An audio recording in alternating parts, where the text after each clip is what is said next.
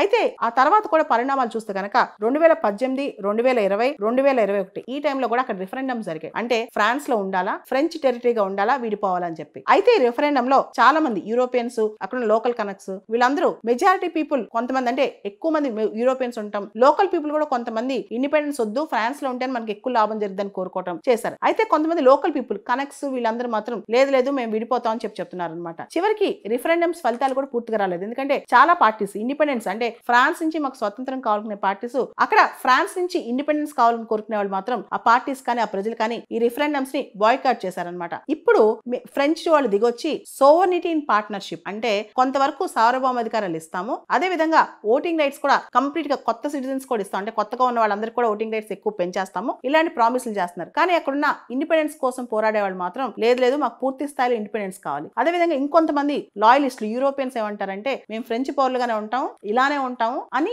లాయలిస్టులు అంటారు. ఓవరాల్ గా ఫైట్ ఏంటంటే కొంతమంది ఏమో న్యూ కెలోడోనియా కాలనీకి కంప్లీట్ గా ఇండిపెండెన్స్ కావాలి అని, ఇంకొంతమంది అక్కడ ఉండేవాళ్ళేమో లేదు లేదు మేము ఫ్రెంచ్ పౌరులుగానే ఉంటాం అని చెప్పి. మొత్తం ఈ ఫైట్ మధ్యలో న్యూ కెలోడోనియా అనే కాలనీ నలిగిపోతుంది. అయితే ఫ్రాన్స్ వీళ్ళ చిన్న టెరిటరీ, ఇది 2 లక్షల మంది జనాభా, ఎందుకు వదలలేదంటే ఇండో పసిఫిక్ రీజన్ అనేది స్ట్రాటజికల్ గా చాలా ఇంపార్టెంట్ అవుతుంది. ముఖ్యంగా ఇది చాలా ఆస్ట్రేలియాకి దగ్గరగా సౌత్ వెస్ట్ పసిఫిక్ ఓషన్ లో క్లోజ్ గా ఉందన్నమాట. సో చిన్న దీవైనా సరే దాన్ని వదలకూడదని చెప్పి ఫ్రెంచ్ భావిస్తుంది అనమాట.